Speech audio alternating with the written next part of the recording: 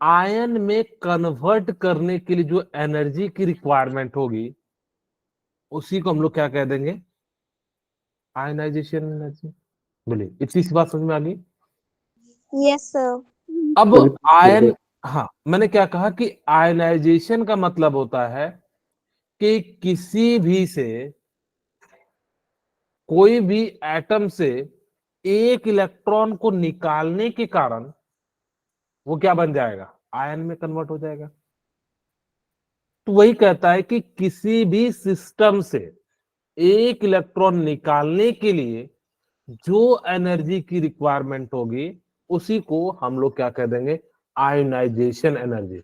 The minimum amount of energy required to release one electron from isolated gaseous atom is known as ionization energy। किसी भी isolated gases system से निकालने के लिए जो energy चाहिए उसी को हम लोग क्या कह देते हैं, आयनाइजेशन एनर्जी। जैसे मान लीजिए कि मेरे पास कोई एटम है, ठीक है, और यहां से हमने क्या करा कि एक इलेक्ट्रॉन को निकाल दिया। अगर एक इलेक्ट्रॉन को निकालेंगे तो यहाँ पे कैसा चार्ज आ जाएगा, पॉजिटिव, पॉजिटिव। और साथ में एक क्या हो जाएगा, एक इलेक्ट्रॉन हो जाएगा। अच्छा, कई बच्चे कहते हैं कि सर ये कैसे लिखते हो, कि इधर क्यों लिखे इधर क्यों नहीं लिखे। अगर मैं ए से, ध्यान से देखिए मैं आपको समझा रहा हूं क्यों हमेशा पॉजिटिव के टर्म में लिखते हैं, ये भी मैं बता दूंगा। अगर ए से मैंने एक इलेक्ट्रॉन निकालूंगा तो ए प्लस होगा, होगा कि नहीं। Yes sir. लेकिन हमेशा याद रखिएगा कि निगेटिव में नहीं लिखते, इसको हम लोग हमेशा क्या करते हैं, प्लस में। तो ये माइनस इधर चले जाएगा तो क्या हो जाएगा, प्लस हो जाएगा। Yes sir. तो इसीलिए ए प्लस और साथ में क्या हो जाएगा, एक इलेक्ट्रॉन हो जाएगा। तो ये जो यहां से यहां इलेक्ट्रॉन निकालने के लिए जो एनर्जी की रिक्वायरमेंट होती है इसी को हम लोग क्या कह देते हैं, आयनाइजेशन एनर्जी कह देते हैं। कुछ ना कुछ तो एनर्जी लगा होगा। अच्छा ये बताइए कि यहां पे आपने क्या करा कि इलेक्ट्रॉन को निकाल रहे हो। अगर इलेक्ट्रॉन को निकाल रहे हैं तो एनर्जी देनी पड़ेगी या एनर्जी निकलेगी, एनर्जी निकलेगी।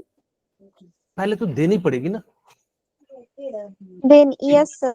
क्योंकि आपका यहां से इलेक्ट्रॉन खींच रहे हैं तो कोई इलेक्ट्रॉन क्यों लूज करेगा, जब आप उसको क्या करोगे, एनर्जी दोगे। ठीक है, तो अगर यहां पे वही कहता है ना, the minimum energy required to remove most loosely bonded outermost cell.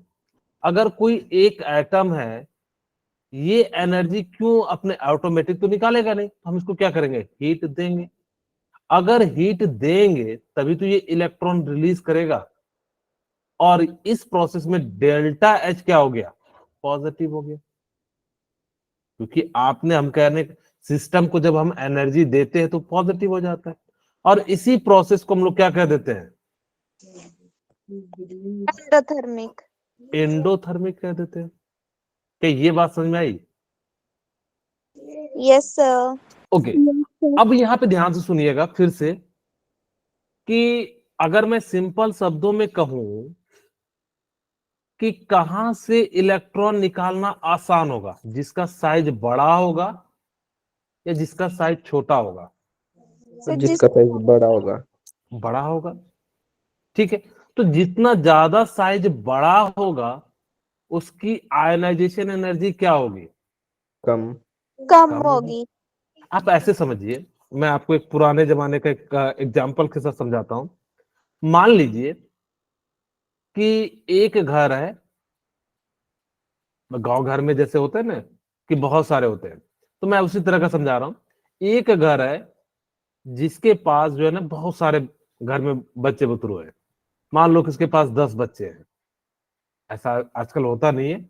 और आजकल का जो फैमिली है उसमें जो है 2 बच्चे हैं। तो ये क्या करता था कि इसके घर में जब ज्यादा बच्चे होते तो कहता था कि जाओ भाई तुम जो है, कोई ले जाता था, चाचा मौसी जिनके घर में कम बच्चे होते थे या जिनके घर में बड़े बच्चे होते थे, तो क्या करता था, दूसरे घर में ले जाता। तो जहां पे ज्यादा इलेक्ट्रॉन होगा या ज्यादा बड़ा साइज होगा, तो वो क्या करेगा कि अपने इलेक्ट्रॉन को आसानी से दे देगा। जितना छोटा होगा तो ये क्या करेगा, एकदम बिल्कुल मम्मी पापा के पास ही रहेगा। अगर मम्मी पापा के पास रहेगा तो क्यों देगा, दो बच्चे, तो जब दो ही बच्चे हैं तो इस प्रकार से यहाँ पे क्या हो गया कि यहाँ पे जो है ये क्या करेगा, बिल्कुल क्लोज रहेगा और यहाँ से इन बच्चों को निकालना बहुत ज्यादा मुश्किल होगा और इनको जो है ज्यादा एनर्जी की रिक्वायरमेंट होगी। अभी हम एग्जाम्पल और भी समझाएंगे तो आपको धीरे धीरे जो है समझ, ठीक है। यहाँ से क्लियर हो गया होगा Yes, sir. अगर किसी भी एटम से अगर इलेक्ट्रॉन निकालना है तो उससे एनर्जी लगेगी और वो जो एनर्जी होगी उसी को हम लोग कह देते हैं आयनाइजेशन एनर्जी। अगर यहां तक समझ में आ गया तो आगे बढ़े, successive ionisation energy. Yes sir. Simple Yes, sir. शब्दों में से बस अब इतना याद रखिए, मैंने दो बातें बताई कि इलेक्ट्रॉन निकालने के लिए जो एनर्जी की रिक्वायरमेंट होती है उसको आयनाइजेशन एनर्जी कहते हैं। जितना बड़ा साइज होगा उसमें उतने आसानी से, जैसे मान लो कि मेरे घर में, ऐसे समझिए कि आप लोग जो है मान लो कि एम्स दिल्ली पहुंच गए, ठीक है। अगर एम्स दिल्ली पहुंच गए, अब घर से मम्मी पापा से क्या होंगे, दूर होंगे या पास होंगे, दूर। दूर होंगे। Sir, तो यहाँ से आपके मम्मी पापा पूछेंगे कि बेटा पढ़ रहे हो कि नहीं पढ़ रहे हो, उनको उतना एग्जैक्ट पता लग पाएगा क्या? No sir. आपके sir. फ्रेंड ने कहा कि ठीक है चलते हैं, आज जो हम लोग जो है 12th फेल होके दिखा, मतलब फेल मूवी देखते हैं, देख नई मूवी आई है, ठीक है। Yes sir. हाँ, तो अब वो कहेगा तो कहेगा वो ठीक है चले चलेंगे। अब मम्मी पापा फोन भी करे तो हम लोग क्या कहते हैं कि ठीक है हम लोग जो है पढ़ रहे हैं, अब पता नहीं क्या पढ़ रहे हैं वो आप लोग जान रहे हैं, तो वहां पे आपका रिस्ट्रिक्शन नहीं है। क्यों? क्योंकि आप जो है मम्मी पापा से दूर है। लेकिन अगर अभी आप लोग घर में हैं और आप घर से यहाँ पे जो है क्या कर रहे हैं कि जो है आप पूछने जाएंगे कि मम्मी मैं जो है दोस्त के साथ जा रहा हूँ, तो मम्मी जो है चार बात पूछेगी, यहाँ पे आपसे नहीं पूछेंगे कि क्या कर रहे हो, आपने कह दिया कि पढ़ रहे हैं तो बच्चा मान जाएंगे आपके मम्मी पापा कि हाँ बच्चा पढ़ रहा होगा। लेकिन यहाँ तो आप उनकी नजरों के सामने हैं, तो आप जो है वहां पे नहीं बच सकते, तो इसीलिए यहाँ से आपको छुट्टी लेने में ज्यादा एनर्जी की रिक्वायरमेंट होगी और यहाँ से आपको जो है क्या होगा, बिल्कुल कम एनर्जी में आप छुट्टी ले सकते हैं। आप कह सकते हैं कि एक्स्ट्रा क्लास चल रही है यहाँ, लेकिन ऐसा नहीं कह सकते, ऐसा लेकिन कहिएगा मत, ठीक है। ओके, तो इस प्रकार से जो है जितना बड़ा साइज होगा वहां से इलेक्ट्रॉन निकालना उतना ही आसान हो जाएगा, ठीक है।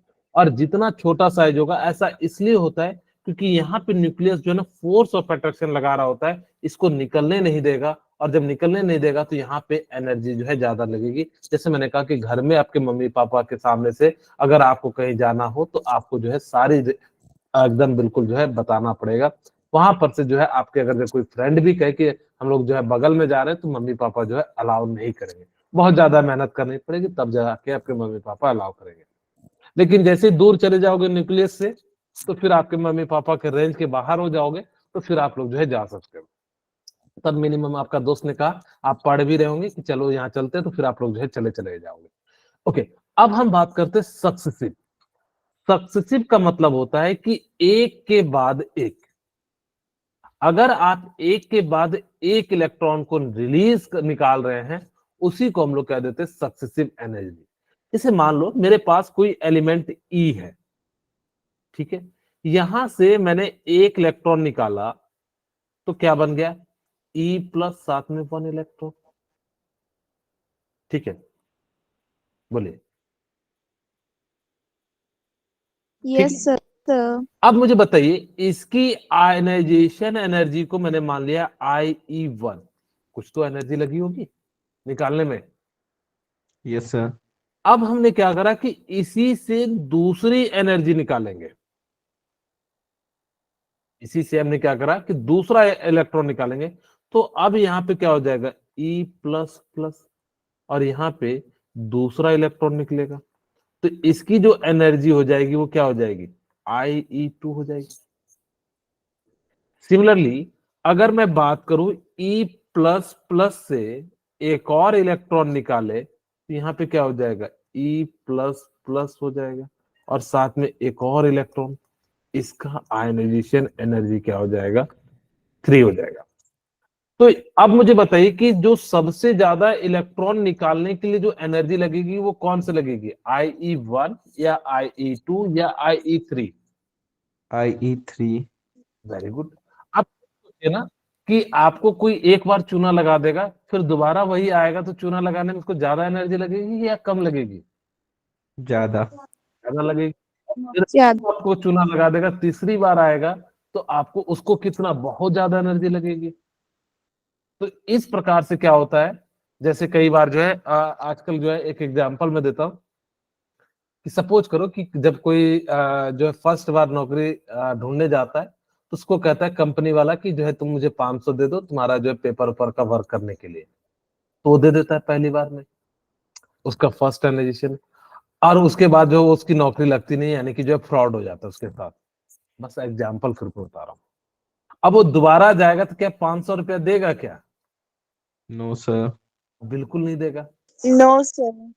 अगर वो दोबारा जाएगा तो अब उसको क्या करेगा कि एक नए तरीके में फंसाएगा, कहेगा कि ये लीजिए टी शर्ट, और टी शर्ट का दाम होगा मान लो सपोज करो कि 200 रुपया, और आपसे वो ले लेगा 1000 रुपया। कहेगा कि आप जो है कल से ये टी शर्ट पहन के आना, इसके लिए जो है आप एडवांस पेमेंट कीजिए, और इसके साथ जो है कल से आ जाना। अब वो टी शर्ट का दाम 200 रुपया हुआ, और आपसे वो 1000 रुपये ले लिया, या जो भी 500-600 रुपये जो भी ले लिया, तो यहां से फिर से उसने ले लिया, अब फिर से आपकी नौकरी नहीं लगी। तो अब यहाँ पे क्या हो जाएगा कि तीसरी बार जो है वो आप किसी भी तरीके के झांसे में नहीं पड़ने वाले।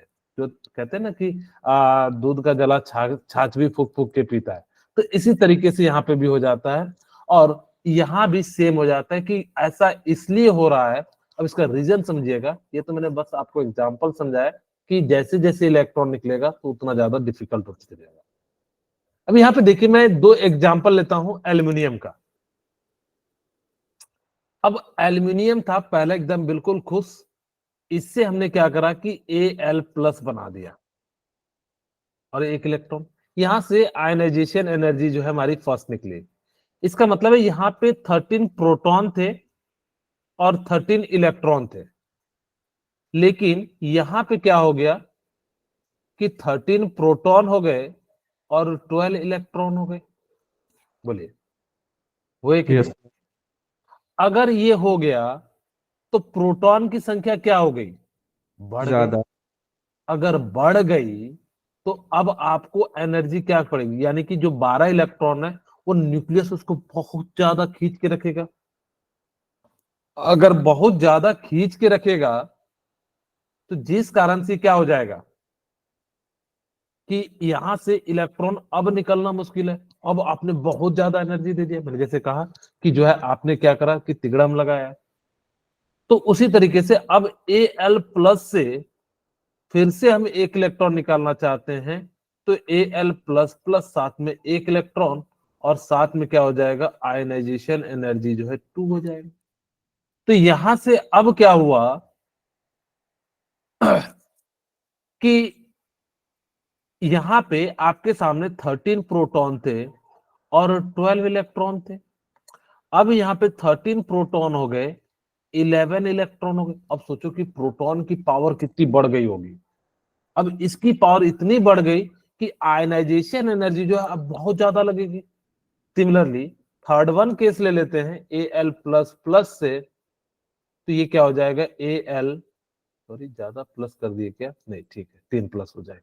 ठीक है, तो यहां से आयनाइजेशन एनर्जी जो है आपकी थर्ड निकलेगी। तो यहाँ पे अब मुझे बताइए कि आपके पास 13 प्रोटॉन थे, 11 इलेक्ट्रॉन थे। अब यहाँ पे 13 प्रोटॉन एंड 10 इलेक्ट्रॉन, यहां से कितना ज्यादा मुश्किल होगा। इसी कारण से इन तीनों में जो सबसे ज्यादा आयनाइजेशन एनर्जी लगेगी वो 3 की लगेगी। फिर किसकी लगेगी, आयनाइजेशन एनर्जी 1 की लगेगी, और ionisation energy sorry ionisation energy 2 की लगेगी, एंड आयनाइजेशन एनर्जी 1 की लगेगी। ये बहुत ही इंपॉर्टेंट है क्योंकि इससे रिलेटेड कई सारे क्वेश्चन आपको एग्जाम में देखने के लिए मिलेंगे।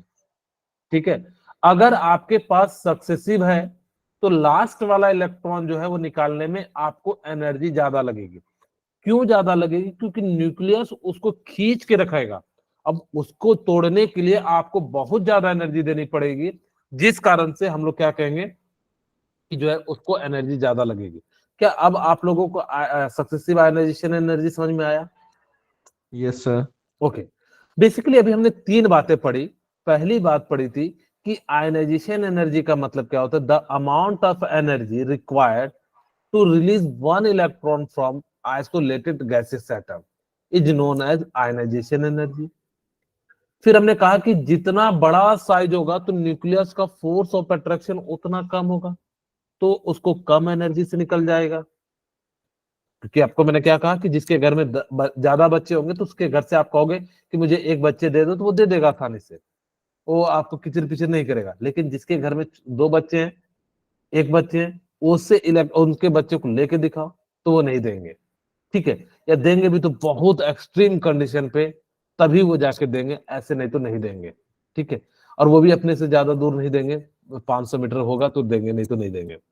तो इसी कारण से यहाँ पे क्या हो जाता है कि जितना बड़ा साइज होगा तो उसका न्यूक्लियस से फोर्स ऑफ अट्रैक्शन कम हो जाएगा, जिस कारण से आसानी से निकलेगा। तो वहां पे आयनाइजेशन एनर्जी कम हो जाएगी। न्यूक्लियस के जितने पास होगा फोर्स ऑफ अट्रैक्शन उतना ज्यादा होगा, उसका आयनाइजेशन एनर्जी जो है उतना ज्यादा हो जाएगा। बेसिकली फैक्टर अफेक्टिंग की हम बात करते हैं, तो सबसे पहला होता है आपका effective nuclear charge. Total charge होते हैं चार टाइप से, जो है ये इफेक्ट करता है। हम पहला बात कर रहे हैं इफेक्टिव न्यूक्लियर चार्ज।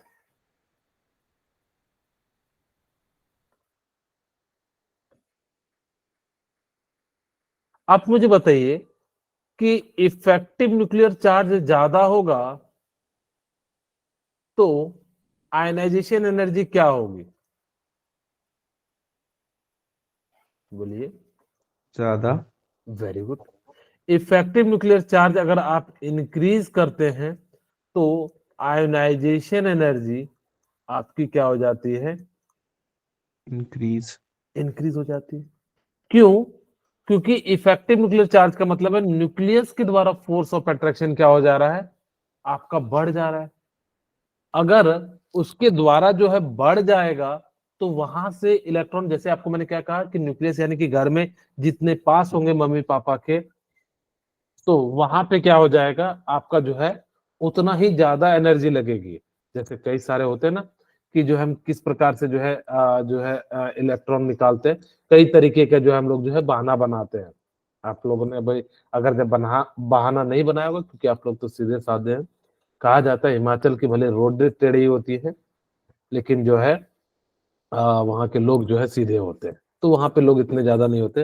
लेकिन जैसे मान लो दिल्ली सब में, वहां पे सारे लोग जो है क्या करते हैं कि जो है वो क्या करेंगे कि बोलेंगे कुछ और करते कुछ और है। तो वहां पे उनके पेरेंट्स से जो है छुट्टी लेना जो है काफी ज्यादा जो है मुश्किल हो जाता है। तो इसीलिए यहाँ पे जो है इस प्रकार से जो है ये होता है, ठीक है? ओके, अब हमारे सामने ये तो पता लग गया कि जितना ज्यादा इफेक्टिव न्यूक्लियर चार्ज होगा उसका आयनाइजेशन एनर्जी उतना ज्यादा होगा। दूसरा, सबसे मोस्ट इंपॉर्टेंट, इलेक्ट्रॉनिक कॉन्फ़िगरेशन।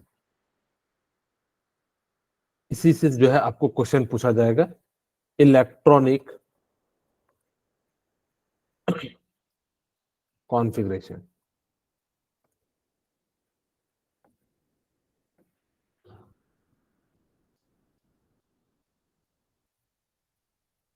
ठीक है, इलेक्ट्रॉनिक कॉन्फ़िगरेशन क्या कहता है? अगर half filled and full field जो होगा वो ज्यादा स्टेबल होगा। हाफ एंड फुल फिल्ड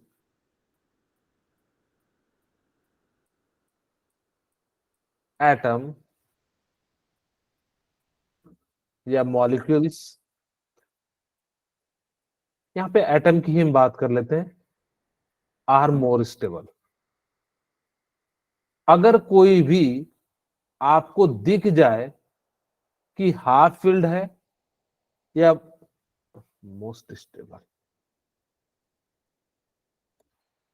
ये इसका बहुत ज्यादा आपको नीट में इससे बहुत ज्यादा क्वेश्चन पूछे इसी पर्टिकुलर जो है कॉन्सेप्ट से। अभी आपको मैं जब एक मैं एग्जांपल के साथ समझाता हूं। मान लेते हैं कि हम पीरियड सेकंड के लेते हैं। यहाँ पे देखिए, लिथियम क्या होता है, बेरिलियम, बोरॉन, थोड़ा दूर दूर लिखते हैं, beryllium, boron, carbon, nitrogen, oxygen and fluorine. ठीक है।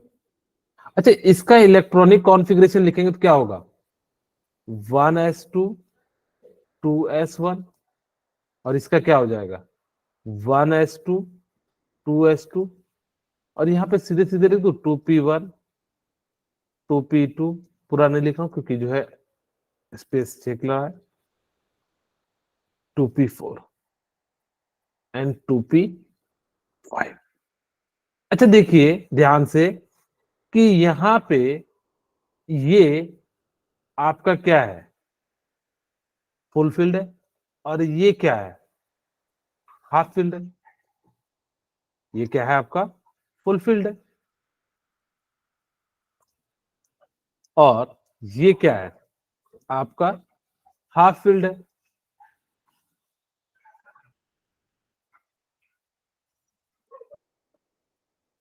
ठीक है, ओके। अब मैंने कहा कि हाफ फिल्ड फुल फिल्ड जो होते हैं ना वो ज्यादा स्टेबल होते हैं। अगर सोचिए कि आयनाइजेशन एनर्जी का जो ट्रेंड होता, जितना छोटा साइज होगा उतना ज्यादा आयनाइजेशन एनर्जी लगेगा, ऐसा होता, बोलिए क्या ये हाथ लग समझ में आया। Yes sir. मैंने क्या कहा, क्योंकि जितना छोटा साइज होगा तो न्यूक्लियस के जितने करीब रहोगे वहां से इलेक्ट्रॉन को निकालना उतना ही ज्यादा मुश्किल होगा। अगर उतना ही ज्यादा मुश्किल होगा तो वहां पे आयनाइजेशन एनर्जी इंक्रीज करेगी। लेकिन यहां पे क्या हो जाएगा कि अगर आपको half filled and full field दिख जाए यहां पे, इसका मतलब है कि अगर मैं ऐसे लिखता तो मेरा जो जनरल ट्रेंड होता वो क्या होता कि भाई सबसे छोटा साइज फ्लोरीन है तो फ्लोरीन का होता, या मैं ऐसे ही लिख देता हूं ताकि किसी चीज को इस फॉर्म में लिखूं, तो सबसे कम लिथियम का होता, फिर इससे ज्यादा किसका होता है आयनाइजेशन एनर्जी, बेरिलियम का, फिर क्या होता बोरॉन का, फिर किसका होता कार्बन का, फिर नाइट्रोजन का होता, फिर ऑक्सीजन का होता, फिर फ्लोरीन का होता। ये ट्रेंड क्या हो जाएगा, गलत हो जाएगा। हम जनरली इसी ट्रेंड के अनुसार से आंसर मार के आते हैं, जो कि क्या हो जाएगा आपका गलत हो जाएगा। ठीक है, तो अब इसका राइट आंसर क्या होगा कि जो भी हाफ फील्ड होगा ना वो जस्ट एक जो है जंप करा देना। जंप कराने का मतलब क्या है, जैसे यहाँ पे देखिए मैं यहाँ पे लिखता हूं लिथियम, और यहाँ पे बोरोन आ जाएगा, और बेरिलियम जो है वो क्या कर जाएगा, जंप कर जाएगा, एक जस्ट आगे। ठीक है, फिर से आपके पास क्या आ गया, कार्बन और नाइट्रोजन है, तो यहाँ पे क्या हो जाएगा ऑक्सीजन, और यहाँ पे फिर से जंप करके जो है क्या आ जाएगा आपका नाइट्रोजन, और यहाँ पे इस प्रकार से जो है नाइट्रोजन के बाद जो है फ्लोरीन हो जाएगा। तो ये जो है बेसिकली आपका जो है राइट वे है इलेक्ट्रॉनिक कॉन्फ़िगरेशन लिखने का। अब यही एग्जामिनर क्वेश्चन पूछता है और बच्चे क्या कर देते हैं, उनको लगता है कि लेफ्ट से राइट जाने पे साइज डिक्रीज करता है। अभी जस्ट मैंने आपको बताया था कि एटॉमिक रेडियस क्या कर जाता है, डिक्रीज कर जाता है, और जब डिक्रीज करने के कारण तो उनको लगता है कि साइज के बिल्कुल छोटा हो गया, छोटा हो गया तो फोर्स ऑफ अट्रैक्शन बढ़ेगा, और फोर्स ऑफ अट्रैक्शन बढ़ेगा तो आयनाइजेशन एनर्जी क्या हो जाता है, इंक्रीज हो जाएगा, और वो जो है ऊपर वाले ट्रेंड के अनुसार से मार देते हैं। जबकि यहाँ पे क्या आ जाता है, half field and full field का कॉन्सेप्ट आ जाता है, और जैसे ही आ जाने के कारण जो है इस प्रकार से इसका जो है राइट आंसर आ जाता है।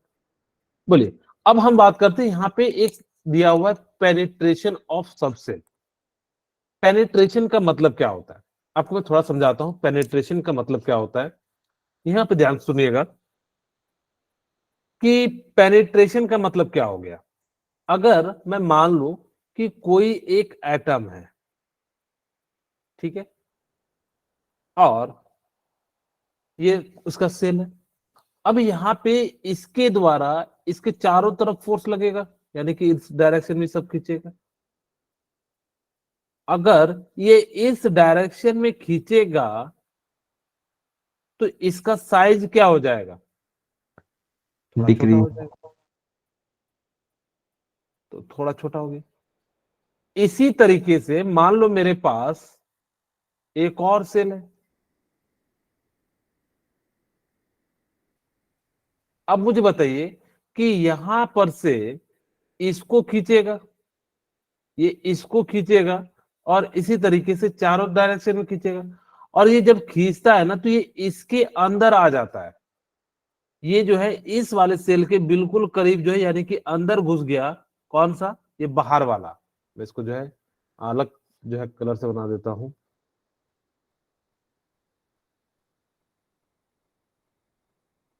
ठीक है, ये देखिए।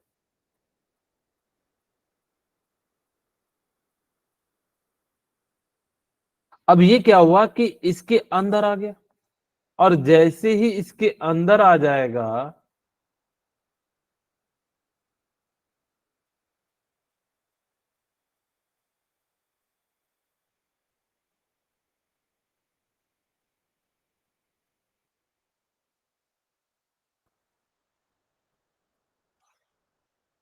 ये क्या होता है कि यहाँ पे ना हल्का सा अंदर आ गया। तो इसने क्या करा कि 1s सेल को, ये 1s है और ये 2s है, 2s सेल ने 1s सेल को क्या कर दिया, पेनिट्रेट कर दिया, यानी कि उसके अंदर चले गया। इसी इफेक्ट को हम लोग क्या कह देते हैं, पेनिट्रेशन इफेक्ट कह देते हैं। यही बात इन्होंने भी लिखा है। Order of attraction of subshell towards S, P, D and F. जो सबसे ज्यादा पेनिट्रेट करेगा वो एस सेल करेगा, फिर उसके बाद p shell and d shell, फिर जो है उसका एफ सेल करेगा। आप इस बात को याद भी रखिएगा कि जो सबसे ज्यादा पेनिट्रेशन पावर होगी वो किसकी होगी, एस की होगी, फिर किसकी होगी, पी की होगी, फिर किसकी होगी, डी की होगी, फिर एफ की होगी। वो कहता है क्या, रीजन देखिए, s shell is more closer to nucleus, so more energy will required to remove electron from S subcell as comparison to P, D and F cell। यहाँ पे कहता है कि S सेल जो है वो न्यूक्लियस के सबसे करीब होता है, जिस कारण से आपका जो है यहां से इलेक्ट्रॉन निकालना जो है वो क्या हो जाता है, काफी मुश्किल हो जाता है। अब देखिए, मैंने आपको कहा कि जनरल ट्रेंड क्या होता है कि इस डायरेक्शन में जाने पे आयनाइजेशन एनर्जी जो है वो आपकी इंक्रीज होती है। तो इस डायरेक्शन में जाने पे क्या हो जाता है आपका, यहाँ पे देखिए हमारे पास क्या होता है, lithium, beryllium, boron, carbon, nitrogen, oxygen, fluorine होता। तो आपसे पूछा है कि बेरिलियम एंड बोरॉन का, तो आपको देख रहा होगा कि यहाँ पे क्या है 2s2 और यहाँ पे क्या है 2p1। आप मुझे बताइए बोरॉन और बेरिलियम में किसका एनर्जी ज्यादा होगा, आयनाइजेशन एनर्जी? बोरॉन। ये क्या है, फुलफिल्ड है। इसीलिए देखिए जो है बेरिलियम, क्या दे दिया इन्होंने, उल्टा दे दिया क्या? बेरिलियम का कितना है, अच्छा बेरिलियम का फुलफिल्ड है ना, सही तो है, फुलफिल्ड है। तो यहाँ पे देखिए बेरिलियम का क्या है, फुलफिल्ड है। होना चाहिए था बोरॉन का ज्यादा, लेकिन किसका हो रहा है, बेरिलियम का। यहाँ पे आंसर है, वो भी फर्स्ट आयनाइजेशन। सेकंड आयनाइजेशन की एनर्जी की कहानी भी जस्ट हम बताएंगे कि कब कैसे चेक करना है। तो यहाँ पे क्या हो गया कि ये जो बेरिलियम है ये इसलिए ज्यादा स्टेबल हो गया, या यहाँ पे ज्यादा एनर्जी की रिक्वायरमेंट होगी क्योंकि ये क्या है, आपका फुलफिल्ड है। ठीक है, ये क्या है, आपका फुलफिल्ड है। इसी कारण से यहाँ पे जो है इसको निकालने में जो एनर्जी ज्यादा लगेगी। ठीक है, ओके। अब हम बात करते हैं, जैसे यहाँ पे आफ्टर लूजिंग 1 इलेक्ट्रॉन, यहाँ पे आयनाइजेशन एनर्जी 2 की बात कर रहे हैं। अब देखिए बेरिलियम के पास क्या था, शुरू में 2s2 था। अब एक इलेक्ट्रॉन निकाल दिया तो क्या हो जाएगा, 2s1।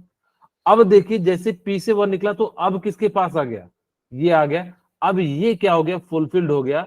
इस कारण से सेकंड का जो है, आपको मैं एक एग्जांपल के साथ समझाता हूं तो ज्यादा क्लियरिटी आ जाएगी। उन्होंने लिखा भी है, stability of half filled and fulfilled orbital जो होता है ज्यादा होता है। यहाँ पे देखिए नाइट्रोजन और ऑक्सीजन में नाइट्रोजन का ज्यादा होता है। फुलफिल्ड हो गया।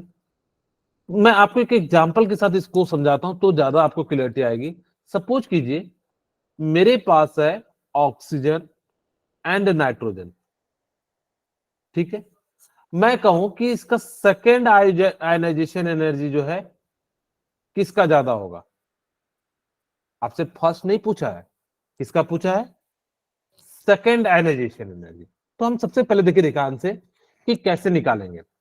तो ऑक्सीजन है, तो ऑक्सीजन का इलेक्ट्रॉनिक कॉन्फ़िगरेशन क्या हो जाएगा, 1s2 2s2 एंड 2p कितना हो जाएगा, 5 4, क्योंकि ऑक्सीजन कितना होता है, 8 होता है ना।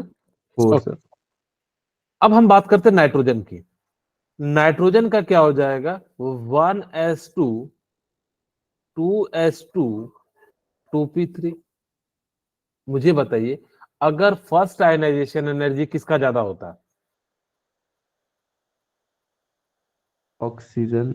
ऑक्सीजन का नहीं, नाइट्रोजन का होता है। क्यों, क्योंकि ये क्या है, हाफ फिल्ड है। तो अगर ये हाफ फिल्ड है तो ionisation energy of first nitrogen का ज्यादा होगा comparison to ionisation energy of oxygen. बोलिए। लेकिन आपसे वो फर्स्ट नहीं पूछा है, वो कौन सा पूछा है, सेकंड पूछा है। इसका मतलब है कि दोनों से आपने क्या करा कि एक एक इलेक्ट्रॉन निकाल दिया।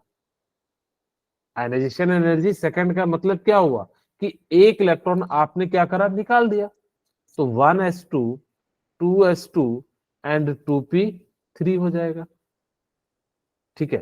तो नाइट्रोजन का क्या हो जाएगा, 1s2 2s2 एंड 2p, बोले कितना होगा, 2। 2। क्या यहां तक समझ में आया। Yes sir. अब देखिए ये जो है क्या हो गया, हाफ फील्ड। Half field. और ये क्या है, कुछ भी नहीं है। तो हाफ फील्ड की स्टेबिलिटी क्या होगी, ज्यादा। ज्यादा होगी। इसी कारण से आयनाइजेशन एनर्जी सेकंड किसका ज्यादा होगा, ऑक्सीजन।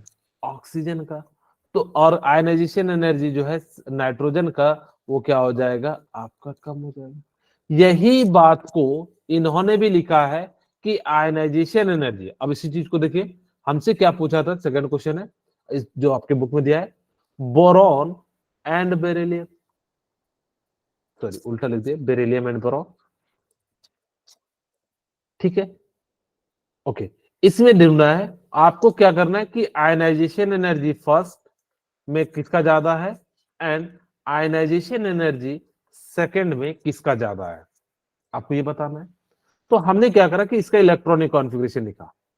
तो बेरिलियम का फर्स्ट इलेक्ट्रॉनिक कॉन्फ़िगरेशन हो जाता है 1s2 2s2। बोरॉन का कितना हो जाएगा, आप कहोगे कि 1s2, बेरिलियम का 2s2 एंड 2p1। तो यहां पे ये क्या हो गया, फुलफिल्ड हुआ कि हाफ फिल्ड हुआ, फुलफिल्ड। फुलफिल्ड की स्टेबिलिटी किसकी ज्यादा होगी, बेरिलियम की कि बोरॉन की, बेरिलियम। Very good. तो आयनाइजेशन एनर्जी फर्स्ट किसका ज्यादा होगा, बेरिलियम का। और आयनाइजेशन एनर्जी फर्स्ट जो है बोरॉन का कम होगा। लेकिन अब हम बात करते हैं आयनाइजेशन एनर्जी सेकंड के लिए। एक इलेक्ट्रॉन, अब इसका मतलब तो यही ना कि इसका एक इलेक्ट्रॉन निकल गया। तो यहां पे अब आपके पास क्या बचेगा, 1s2 एंड 2s1। और बोरॉन का क्या बचेगा, 1s2 2s2, यही बचेगा। अब ये कैसा आ गया, फुलफिल्ड। फुलफिल्ड आ गया। तो फुलफिल्ड से जो है निकालना इलेक्ट्रॉन क्या होता है, क्योंकि ये ज्यादा स्टेबल होता है हाफ फील्ड एंड फुलफिल्ड, तो यहां से इलेक्ट्रॉन निकालना जो है काफी ज्यादा मुश्किल हो जाता है। इस कारण से अब जो सेकंड आयनाइजेशन एनर्जी होगी वो किसकी ज्यादा होगी, बोरॉन के। और जो है वो आयनाइजेशन एनर्जी सेकंड की किसकी ज्यादा हो जाएगी, बोरॉन की, और कम किसकी हो जाएगी, बेरिलियम। यही बात को इन्होंने भी लिखा हुआ है, ठीक है। तो इसी प्रकार से जो है इन्होंने जो समझाया भी है। ओके, सेकंड केस की बात करते हैं। अगर आपको कहीं भी half filled and full field दिख जाए, जैसे P3 D5 P7 sorry F7 या S2 P6 D10 F4, ये होते more stable then other, so it require more energy. लेकिन ये इतने भी ज्यादा स्टेबल नहीं होते कि बहुत ज्यादा दूर तक, बस ये क्या करते हैं, अपने से एक एटम या एक एलिमेंट की जो है बीट कर सकते हैं। ऐसा नहीं कि हम जो है बात करें नाइट्रोजन ये हाफ फिल्ड है तो ये जो है सबसे ज्यादा हो जाएगा, नहीं, ये सिर्फ और सिर्फ किसको कर सकता है, एक ही एलिमेंट को क्या कर सकता है, बीट कर सकता है, ना कि पूरे को बीट करेगा। ठीक है, यहाँ तक क्लियर है? ओके, यस अब सर। हम बात करते हैं, ये भी वैसे सेम चीज है। तो एटॉमिक साइज जो होता है वो आयनाइजेशन एनर्जी का इनवर्सली प्रोपोर्शनल होता है। अगर साइज छोटा होगा तो आयनाइजेशन एनर्जी ज्यादा होगी। अगर मैं कहूं, खुद सोचिए कि आपको Fe+3 और Fe+2 में से कहां से इलेक्ट्रॉन निकालना ज्यादा आसान है?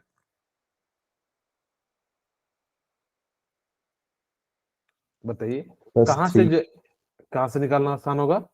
+3 नहीं, नहीं, ये तो बेचारे के पास एक तो इलेक्ट्रॉन ही नहीं है, आप इससे कहां से इलेक्ट्रॉन खींचोगे? आप खुद सोचो, इस बेचारे के पास तो गरीबी छाई हुई है, इसके पास गरीबी छाई हुई है, तो इसका इलेक्ट्रॉन हम कहां से खींच पाएंगे? इसके लिए आपको बहुत ज्यादा एनर्जी लगेगी। लेकिन यस इसके कंपैरिजन में इसके पास तो है या नहीं? अब ऐसे समझो, मैं आपको समझाता हूं, Fe एंड Fe+3 ज्यादा, आप इसको समझोगे तो ऊपर वाला भी समझ जाओगे। इस बेचारे के पास गरीबी है कि नहीं है इलेक्ट्रॉन की? सर। एक तो बेचारे के पास कुछ भी नहीं है, मतलब जो है इसके पास तो फिर भी देने के लिए है, लेकिन इससे ऑलरेडी तीन तीन हम जो है क्या कर रहे हैं, इलेक्ट्रॉन को खींच लिए हैं। अगर जो तीन तीन इलेक्ट्रॉन को खींच लिए हैं तो इससे जो इलेक्ट्रॉन निकालना जो है काफी ज्यादा क्या हो जाएगा, डिफिकल्ट हो जाएगा। अगर जब डिफिकल्ट हो जाएगा तो यहाँ पे आयनाइजेशन एनर्जी जो है, इसका साइज भी छोटा है, तो वही कहता है आयनाइजेशन एनर्जी जो है इनवर्सली प्रोपोर्शनल होता है एटॉमिक साइज। अगर साइज छोटा होगा तो आयनाइजेशन एनर्जी ज्यादा लगेगा, अगर साइज बड़ा होगा तो आयनाइजेशन एनर्जी क्या लगेगा, कम लगेगा। बोलिए, क्लियर है? Yes sir. ओके, तो इस प्रकार से जो हम लोग बात करते हैं, यही बात मैंने कहा था कि आयनाइजेशन ऑफ सेकेंड पीरियड, हमने कहा था कि आयनाइजेशन जो होता है ना, वो इस डायरेक्शन में जाने में पीरियड में क्या होता है, इंक्रीज इंक्रीज। होता है। ठीक है, तो यहां पे जाने पे इंक्रीज होता है। अगर इस हिसाब से बात करते तो सबसे ज्यादा किसका होना चाहिए था, लिथियम से ज्यादा जो है फ्लोरीन बोरोन का होना चाहिए था, और फिर किसका होना चाहिए था, लिथियम बेरिलियम आएगा ना पहले, lithium beryllium boron carbon nitrogen oxygen fluorine, और साथ में जो है नियोन सबसे ज्यादा, क्योंकि सबसे मोस्ट स्टेबल होता है, नियोन को हम लोग जोड़ लेते हैं तो। ठीक है, अब लेकिन क्या हुआ कि ये जो है फुल फील्ड हो गया, ये क्या हो गया, हाफ फील्ड हो गया। अभी जस्ट मैंने आपको पीछे बताया था, ये फुल फील्ड है,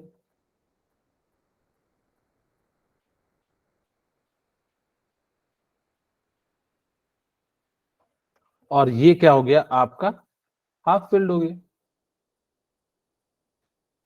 आपको मैंने कहा कि जो हाफ फील्ड और फुल फील्ड होते हैं ना, वो इतने ज्यादा नहीं होते कि वो बहुत ज्यादा, ये बेरिलियम यहाँ पे आ जाए कार्बन के आगे, नहीं, ये सिर्फ अपने से एक एटम से ज्यादा होता है, तो ये कहाँ जाता है, बोरॉन के आगे आ जाता है। इसीलिए देखिए, लिथियम का बोरॉन, फिर क्या आ जाता है, बेरिलियम। फिर सिमिलरली नाइट्रोजन इतना सा ज्यादा आयोनाइजेशन एनर्जी शो करता है कि जस्ट एक एलिमेंट को जो है वो आगे आ जाता है। तो इसीलिए हमारे पास क्या हो जाता है कि, और नाइट्रोजन जो है वो किसके आगे आ जाता है, ऑक्सीजन के आ जाता है, और इस प्रकार से हमारा जो है क्या हो जाता है, आयनाइजेशन एनर्जी होता है। अगर मैं बात करूं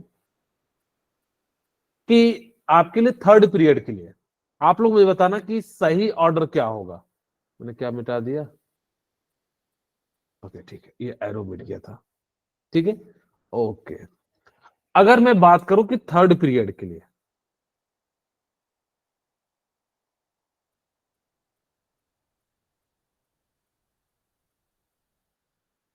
ठीक है।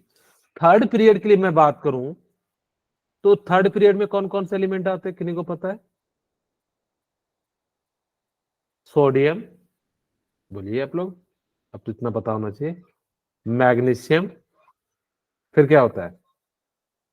RB, एल्युमिनियम, फिर क्या होता है? Silicon, silicon, phosphorus, phosphorus, sulphur, sulphur, chlorine, and क्या हो जाता है? आर्गन। आर्गन। ठीक है। आपको मैंने क्या कहा कि इस डायरेक्शन में जाने पे आयनाइजेशन एनर्जी क्या होगी?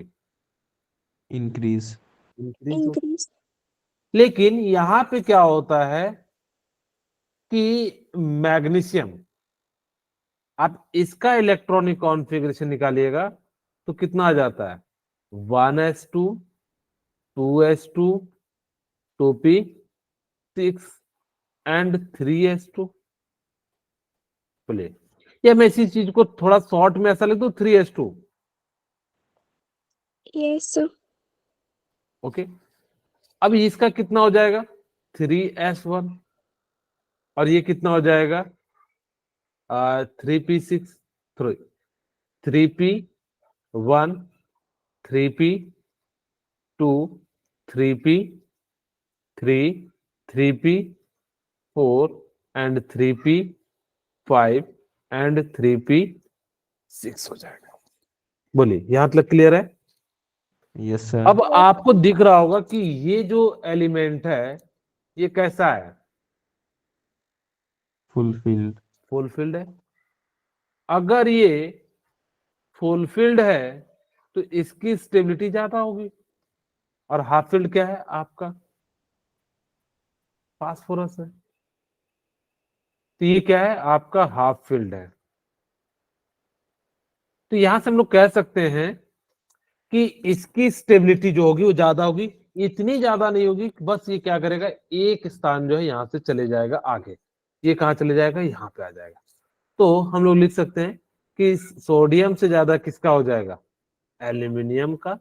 एल्यूमिनियम से ज्यादा किसका हो जाएगा? मैग्नीशियम magnesium, का। मैग्नीशियम से ज्यादा किसका हो जाएगा? सिलिकॉन का। सिलिकॉन से ज्यादा सल्फर का, क्योंकि फास्फोरस जम कर चुका है, तो ये फास्फोरस एंड क्लोरीन, और सबसे ज्यादा क्या हो जाएगा? आपका आर्गन हो जाएगा। तो इस चीज को याद रखना, क्योंकि एग्जाम में जब आते हैं ना तो बच्चों को पता नहीं रहता। हम लोग जनरली क्या याद करते हैं? आयनाइजेशन एनर्जी का मतलब होता है एक इलेक्ट्रॉन निकालने के लिए जो एनर्जी चाहिए, और हमको पता होता है कि जितना छोटा साइज होगा वहां से इलेक्ट्रॉन निकालना उतना ज्यादा क्या होगा? मुश्किल होगा। इस कारण से बच्चे जो है जनरल ट्रेंड में जो है यही मार के आ जाते हैं। तो इस प्रकार से इसका जो है राइट आंसर जो होगा आपका ये होगा। इस चीज को थोड़ा सा ध्यान रखिएगा। ये ऐसा इसलिए हुआ क्योंकि ये क्या है? फुलफिल्ड है, और ये आपका क्या है? हाफ फिल्ड है।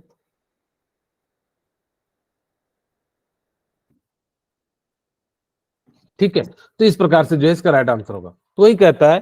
अच्छा, नीचे की ओर जाने पे इन अ ग्रुप, अगर जैसे कि यहां पे देखिए, lithium, sodium, potassium, rubidium and caesium, अगर नीचे की ओर जाएंगे तो साइज क्या होगा? इंक्रीज। increase, अगर इंक्रीज होगा तो आयनाइजेशन एनर्जी क्या होगी? decrease, डिक्रीज होगी। तो यहाँ पे हम लोग लिख सकते हैं कि आयनाइजेशन एनर्जी जो है वो डिक्रीज होगी। क्यों? क्योंकि जितना ज्यादा न्यूक्लियस से दूर होगा उससे इलेक्ट्रॉन निकालना उतना ही आसान होगा। जैसे मैंने कहा कि आप लोग जब कॉलेज जाइएगा तो वहां से जो है आपको कोई भी कहेगा तो आसानी से क्या कर सकते हैं? मूव कर सकते हैं। तो इसीलिए जितना ज्यादा दूर रहिएगा तो वही कहते हैं size increase, ionisation energy decrease. अगर साइज अगर जब डिक्रीज करेगा तो आयनाइजेशन एनर्जी जो है क्या हो जाएगा? आपका इंक्रीज हो जाएगा। तो इस पॉइंट को हम लोग जो है कल की क्लास में बात करेंगे, गैलियम एंड एल्यूमिनियम को, क्योंकि पूरी क्लास लग जाएगी। अब मतलब थोड़ा 5 मिनट लग जाएगा, इसीलिए आज की क्लास को यहीं पर रखते हैं। ठीक है।